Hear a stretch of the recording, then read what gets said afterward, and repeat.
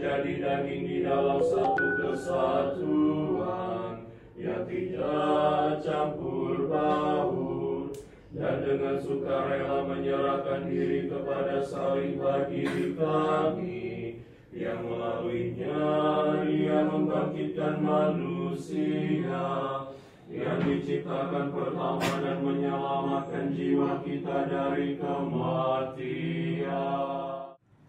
Aku percaya ya Tuhan dan mengaku bahwa Engkau adalah sungguh-sungguh Sang Kristus, Putra dari Allah yang hidup, yang telah datang ke dalam dunia untuk menyelamatkan orang-orang berdosa, yang diantaranya akulah yang terutama. Juga aku percaya. Inilah suasana hikmat Gereja Liturgi Ilahi berlangsung di Gereja Ortodoks Rusia, Saint Thomas Sang Rasul, Jakarta. Mungkin Anda bertanya-tanya, mengapa cara beribadah umat Kristen Ortodoks terlihat hampir serupa dengan Islam dan berbeda dengan Kristen Protestan dan Katolik pada umumnya?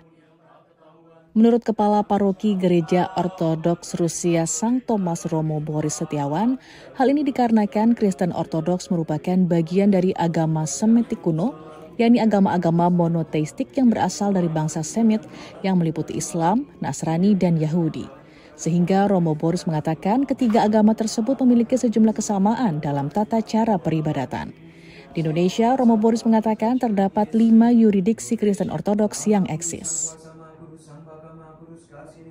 Jadi kalau saya bisa mengatakan mungkin yurisdiksi yang ada di Indonesia, ya kita sebut yurisdiksi kalau di Ortodoks itu kita sebutnya yurisdiksi ya. Kita ada yurisdiksi Ortodoks Rusia, ada Ortodoks Yunani, terus kemudian kita ada Ortodoks Koptik, kita ada Ortodoks GGOC tadi, kemudian ada komunitas Ortodoks Syria, seperti itu. Jadi ada 5 kalau di Indonesia itu. Sebelum memasuki gereja, seluruh umat Kristen Ortodoks diwajibkan untuk melepaskan alas kaki. Jemaat dilarang mengenakan sepatu atau sandal ketika berdoa di dalam gereja. Tidak hanya itu, jemaat perempuan juga diharuskan memakai kerudung dan tidak diperkenankan mengenakan rok atau gaun yang terlalu mini. Saat berada di dalam gereja pun, letak jemaat laki-laki dan perempuan dipisah. Perempuan berdiri di sebelah kiri, sementara laki-laki berdiri di sisi kanan. Tidak ada iringan musik yang dilantunkan selama hampir 2 jam jemaat mendaraskan mazmur. Kita itu ada tercatat di dalam ajaran kita di Alkitab di Korintus 11 itu tercatat bahwa setiap perempuan ketika dia bernubuat atau mengajar atau beribadah berdoa, dia harus menutup kepalanya. Jadi di dalam gereja Ortodoks ada suatu ayat yang mengatakan seperti itu. Eksistensi gereja Ortodoks di Indonesia dimulai pada 1988. Kala itu gereja Ortodoks pertama didirikan oleh Daniel Bambang Dwi Biantoro di Sumber, sebuah kota yang berada di Solo, Jawa Tengah. Romo Daniel adalah seorang arkimandrit atau kepala biara tertinggi sekaligus pendiri gereja Ortodoks Indonesia. Romo Daniel lah yang juga menerjemahkan buku-buku liturgi ke dalam bahasa Indonesia.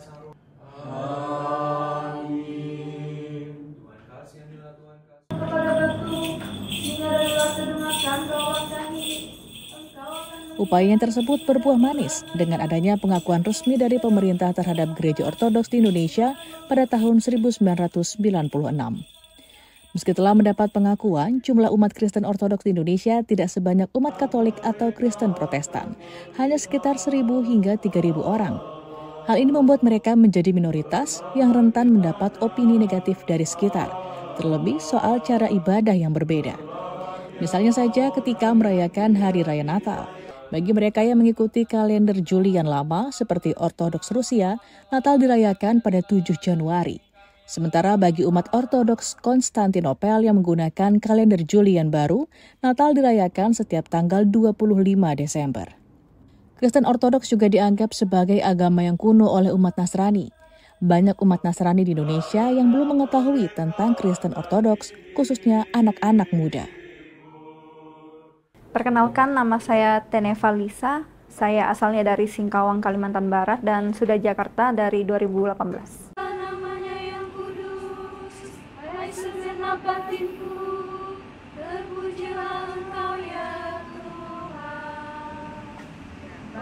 Waktu itu saya masih ingat saya baca sebuah artikel tentang Kristen Ortodoks. Di situ saya tertarik untuk mencari tahu lebih jauh, dan faktanya cukup menarik buat saya kalau Kristen Ortodoks itu bisa dibilang aliran yang paling tua gitu, dari Kristen. Jadi akhirnya saya memutuskan datang ke sini untuk mencari tahu lebih dalam tentang Kristen Ortodoks, seperti itu. Jadi yang membuat saya memutuskan untuk menjadi Kristen Ortodoks ya karena bagi saya imannya itu yang paling benar dan tepat untuk saya. Bolehlah kiranya kami mencapai kesatuan iman dan bagi pengertian akan kemuliaan-Mu yang tak terjangkau oleh akal, karena Engkau terberkati sepanjang segala abad. Amin. Sungguh Kaulah Sang Theotokos, Engkau kami junjung tinggi. Di dalam nama Tuhan ya Bapa sampaikanlah berkat.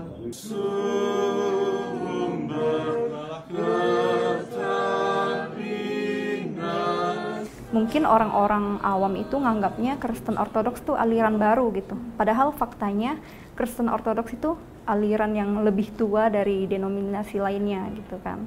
Sangat wajar kalau misalnya masyarakat kurang tahu, belum tahu. Dan tugas kita sebagai umat Kristen Ortodoks ya, tugas kita mengedukasi masyarakat melalui media sosial atau dari mulut ke mulut gitu kan. Seperti itu ya.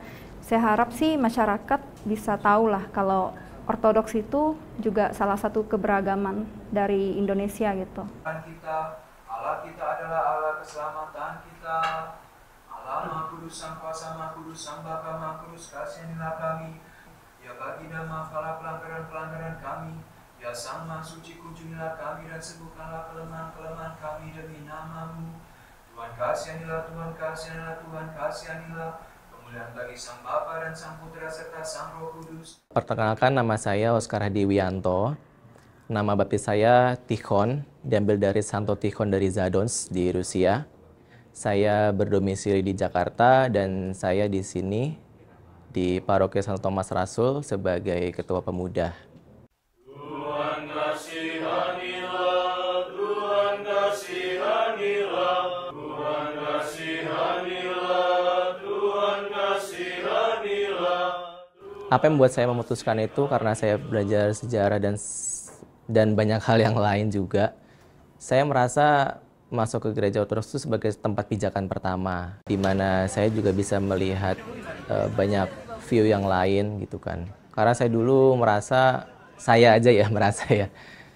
menurut saya kurang mendapatkan itu dari luar. Dan karena mungkin saya juga dulu nggak terlalu mendalami apa yang saya percaya sebelumnya, jadi lebih cenderung untuk mungkin ngambang atau seperti apa, kadang ngambil di tempat-tempat lain.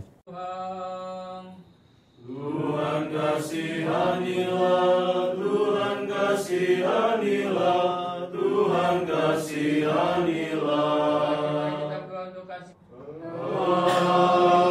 Amin. Perbedaan pasti ada, tapi saya merasa kayak lebih kaya aja. Memperkaya tradisi, memperkaya kehidupan Kristiani yang Tuhan sampaikan pada manusia gitu. Dan terutama lebih mengenal, kalau ternyata kehidupan Ortodoks itu nggak cuma berhenti sampai di bumi ini aja, tapi sampai kita kembali ke Allah sendiri. Sampai kalau kami itu tujuan hidupnya kan teosis namanya ya, menjadi sama seperti Allah. Sebagaimana kami diciptakan segambar dan serupa dengan Allah, kami juga seperti itu. Jadi alurnya itu segala macamnya, segala yang kami lakukan ibadahnya, menikmati kasih anugerah Tuhan di sini, itu juga jadi alurnya untuk sampai ke Allah lagi gitu. Amin. Tuhan kasihanilah, Tuhan kasihanilah, Tuhan kasihanilah. Ya Bapa sampaikanlah berkat. Kehadiran Kristen Ortodoks di Indonesia menjadi bukti pelengkap keberagaman dan kuatnya toleransi antar umat beragama. Bagaimanapun, umat gereja Ortodoks tetap berhak mengekspresikan iman dengan cara mereka, dari bentuk rumah ibadah hingga liturgi ibadah. Dari Jakarta, Afra Augesti, Erlangga Bregas, Bayu Pratama, Kantor Berita Antara mewartakan.